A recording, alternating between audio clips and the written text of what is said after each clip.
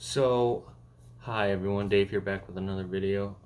I am reviewing Godzilla Minus One today. I unfortunately watched the movie in reverse. So from what I can tell, it's a movie about Godzilla rebuilding a city and then moonwalking into the ocean, which is pretty cool. Probably give it like a 9 out of 10. It was pretty cool. I didn't really understand what was happening because like it was in Japanese, but then also backwards, so it's pretty hard to keep up with. But yeah, Godzilla Minus One, pretty good movie. 9 out of 10. Watch it in reverse, I guess. Okay, obviously that was such a super funny joke.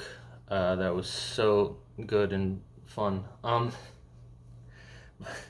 don't know what I'm doing. It's super early, but I wanted to film this video because Godzilla Minus One is probably one of the finest films I've seen in years. Not only is it amazing, it's an amazing Godzilla film, but it's an amazing war film. It's an amazing drama that really delves deep into some very heavy topics. And honestly, obviously the Godzilla stuff is crazy and like really intense and adds to the movie. I mean, it's a Godzilla film after all.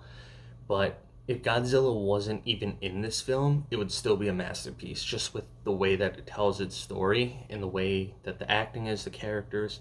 Um, Director and writer Takashi Yamazaki um, nailed it. This is legitimately one of the finest films I've seen ever, I think. And maybe it's some recency bias because I saw it a few days ago, but I I love this film. I adore it so much. Um, so I don't want to get too deep into spoilers because one, I normally don't like to do spoilers in my reviews, um, just because I don't like spoiling things.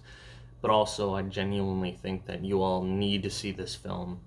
It's so good. But I'm just gonna go over some brief points and just kind of talk off the dome like I normally do, and hopefully I can, reach somebody who's like on the fence about this film, and get them to go see it. Um, so let me talk about kind of some of the points that I brought up. Like even without Godzilla being in this film, it's still phenomenal. It's basically so the main character, Koichi, played by, hopefully I don't mispronounce his name right, Rainuzoke Kamiki. I know I butchered that. I'm sorry about that. But he's a former kamikaze pilot in World War II, and he's dealing with a lot of survivor's guilt. Not only surviving a Godzilla attack at the beginning of the film, but survivor's guilt over the war in general. And this film really delves deep into post-war Japan and what that looked like. Um, Taking place a lot in Tokyo, so not directly where the nuclear bombs hit in Hiroshima and Nagasaki, but obviously Japan as a whole was pretty decimated after World War II. There were a lot of air raids that weren't directly related to nuclear bombs, um, but Tokyo's a mess. And he gets home and sees that his house, his neighborhood is destroyed, his parents are gone, and there are people that are looking down on him because he was supposed to perish in the war. As a kamikaze pilot, like Japan saw death in that way as the noble sacrifices is how you should go.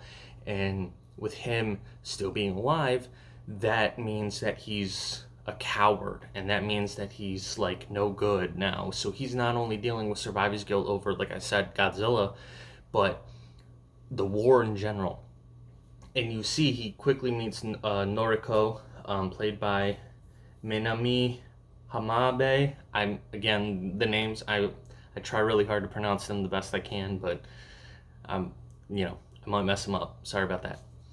But he quickly meets her, and she has a girl that she's caring for, and the three of them quickly become this like makeshift family. And you see over the years, not only their family build back up, but Japan start to build back up. And a few years later, I think we get like maybe 3 or 4 years down the line, they have a little makeshift house now for themselves, and they're starting to try to find work. And Koichi is still grappling with like his survivor's guilt over, again, not only the war but Godzilla. and of course Godzilla comes back into the picture in a very big way.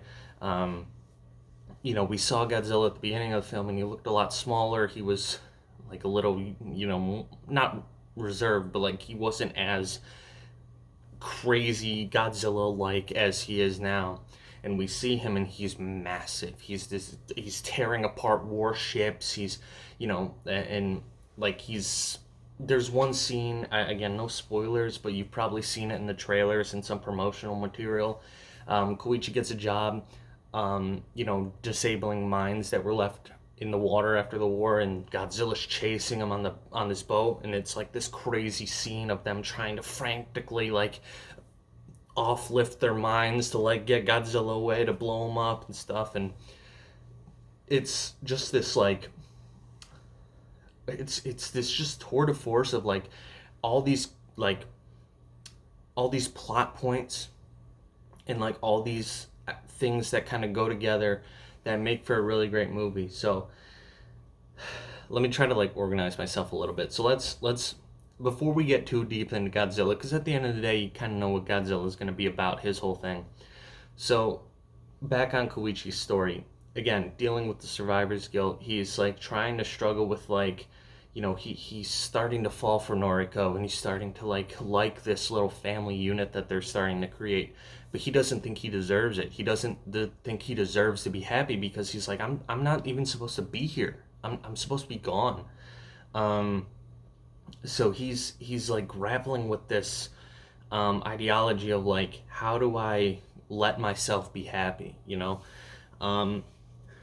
and eventually things come to a head when it comes to Godzilla. Godzilla attacks Ginza, and this movie is 70th or 75th anniversary of Godzilla.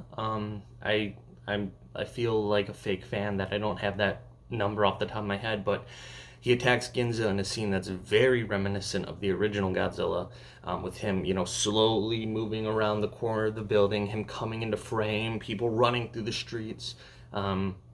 It's a very like powerful scene too. If you do have the opportunity to see this film in theaters, I highly recommend it.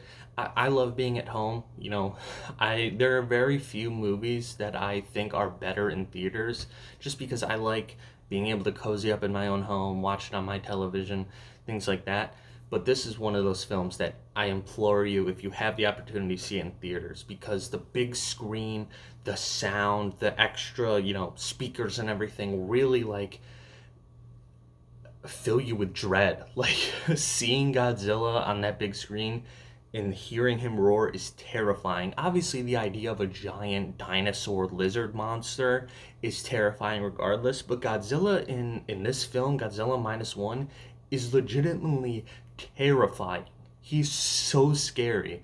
And then hearing the shrieking and the screams of the people as they're being chased and trampled and everything is like unlike anything I've seen in a movie. Like it's legitimately terrifying. Like hearing their screams is like, oh my god, like I don't know if I should be watching this. Is this some sort of weird snuff film with a monster? Like it's scary. So basically, okay, so Godzilla's like causing all this trouble, and then they kind of come to a head of like, yeah, we got to take care of this guy, right? We got to like figure out what to do. And Dr. Noda, played by Hidetaka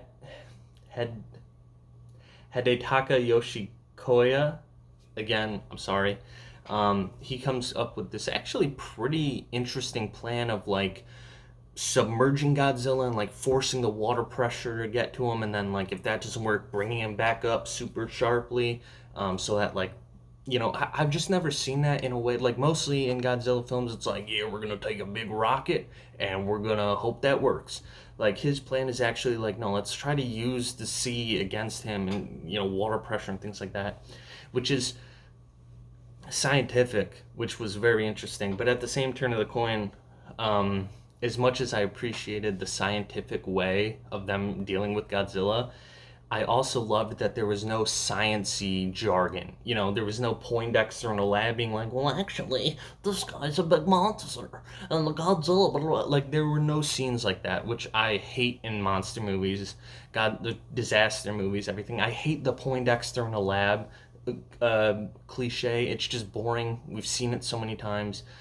Let us see how this is affecting the people, and we do. This movie does a great job of seeing not only how Godzilla is affecting the people of Japan, but the war in general. I mean, these poor people are already so destitute after the end of World War II that it's like, oh great, now we've got to deal with a giant ass lizard.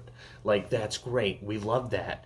um so but basically, again, I'm just kind of skimming over the plot, hopping from thing to thing. But basically, it comes to a head, and they like have this whole plan to take out Godzilla, and it again, I'm not going to spoil anything, but it basically, the end of the movie, it leaves you with this message of like forgiveness, not only for the people around you, but for yourself. Like, Koichi comes to a point, and other people, you know, people that may have been looking down on him for his actions or lack of actions during the war start to forgive him, and that also helps him be able to forgive himself and want to live, because he gets to a point where he doesn't want to die. He's fully invested in perishing. He's fully invested on giving his life to stop Godzilla, but he doesn't, and that is a huge spoiler, and I'm sorry about that. But I think you could kind of maybe see that coming. Apologies on that. I misspoke. I didn't mean to give that big of a spoiler, but again, I'm sorry. um, Feel free to get mad at me in the comments on that one. That's a big blunder on my part. You might be thinking, Dave, you should just edit this out of the video. I can't because my phone is my only recording method, and the file is too big to send in any other way than uploading. It's a very weird thing. I'm sorry about that. Let's just move on. Anyway, um, but it's this, he comes to terms with himself, um, and he like gets to a point where he wants to live. He wants to see what the future holds. He wants to forgive himself and start living again, which I think is something that, anyone who's been through a traumatic experience like that can relate to. Obviously, you and me can't relate to fighting in World War II. But, I've, for example, been through traumatic experiences where it's like, why am I here? What am I doing? And then you meet new people, you go through experiences. None of us have had to battle a giant lizard, I'm sure, but you go through experiences that help you grow as a person. Then you think, maybe there is a reason that I'm here. Maybe there is a reason that I can wake up every morning and feel proud of myself and feel happy. So that's kind of like the overarching plot. Like, Godzilla in this film is just kind of a set piece. Like I said a few times throughout this video, this film would be phenomenal even without Godzilla. Just the story of Kyoshi healing and growing after his time spent at war, and what that means, and how other people in Japan, this again, the post-war Japan thing is something that I personally don't get to see a whole lot. If there are any other movies that deal with like post-war Japan, please let me know, because I think it's a very interesting time period. Because up until, World War II, essentially, and maybe a little bit before that, there was the Russo Japanese war and stuff. But Japan had been very isolated. So for them to basically be in the situation where they have no choice but to ask for help, and no choice to like reach out. And there is a scene where Noda explains like this country is treated death so like cavalier, so nonchalantly, that it's time to like change that. So it was a period of like great change for Japan, and some ways, most ways, not great, but other ways, well, I mean, it was a tough time regardless. But basically, that in a lot of movies, it's basically just like, oh, the bombs were dropped and then the war ended and everyone lived happily ever after. Like, no, that's not what happened. Like, the Japanese people had to suffer, and to this day still suffer from the effects of like radiation and just everything that happened after that. So to have those motifs and then throw a giant lizard in the mix, it makes for a very powerful movie about like the human spirit and things like that. And also the fact that the government just can say that they don't want to help you. Like this was a whole like their attempts to stop Godzilla were all a citizen effort. Like you had like armies show up a little bit like with tanks and stuff, but like the main thing, their main excuse me, one second. Their main way of stopping Godzilla was all like citizen led. My throat was getting dry. Sorry about that. But you know, they reached out. The Americans were busy with the Soviets. The Japanese government was almost useless, which you can't really blame them because they are living in a post-World War II society. But it was basically just a bunch of citizens having to band together to say, hey, we got to stop this thing. You know, we got to save Japan. It's just a very powerful film in more ways than one. I mean, there's a lot going on here. The acting is incredible. Phenomenal casting, phenomenal acting, phenomenal writing. Some of these scenes are so powerful. Like there's one scene where they're at a bar and Koichi and some of his other friends who like work with him on the boat are talking about how the hell they're gonna stop Godzilla. And just the way that it's filmed, the way that it's shot, the way that the light splits in half. You know, you've got Koichi, you know, highlighted by the moonlight. You know, he's kind of in this dark place because he's still in this like tug of war with himself about like, do I deserve to live? Do I deserve to do that? Should I perish fighting Godzilla? Like maybe that's the only way I can like be okay with myself. And then you've got his friends highlighted by the bar light, and they're like, no, dude, we gotta stop Godzilla, but like we don't want anyone else to die. Like we gotta do this in the best way possible. We gotta do this for Tokyo. We gotta do this to save our families and protect the future. So it's just this really like it's great. It's such a great and gripping story in more ways than one, that I think a lot of people will really like. A friend of mine, he went and watched it. He's not even a Godzilla fan, and he came to me and he said, Dave, that was one of the best films I've seen in a long time. So excuse me. So I legitimately think if you're a history fan, if you're a war movie guy, if you're a Godzilla person, if you're a film buff in any capacity, you need to watch this film. If you like thrillers, monster movies, Godzilla movies, war movies, dramas, this movie has it all for you. And the story that it tells, the lessons that can be learned, the lessons that the characters learn are really important, and I think will go a long way. Yeah, this was just like a tour de force of great movie making, and I think it's a film that everyone needs to see. I'm trying to think if there's anything I missed. I jumped around a lot, and hopefully I didn't spoil too much. I apologize, you know, for what I did spoil. But it's phenomenal. Great film. Yeah, I think that might be it for my little review of Godzilla Minus One.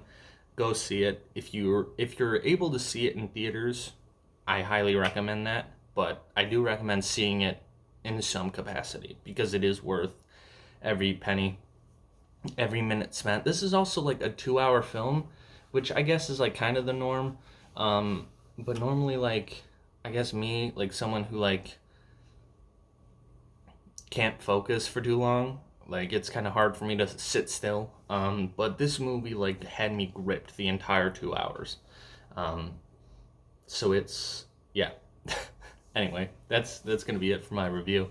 I have more stuff coming. I would greatly appreciate it if y'all could like, subscribe, maybe give a comment, give me your thoughts. Let me know if there are any other movies that deal with like post-war Japan. I find that to be like such an interesting storytelling setting. And there's not a lot of movies, at least that I've seen, that do that, especially as effectively as this movie has. But yeah, let me know what you thought, and I'll see you in the next video. Peace.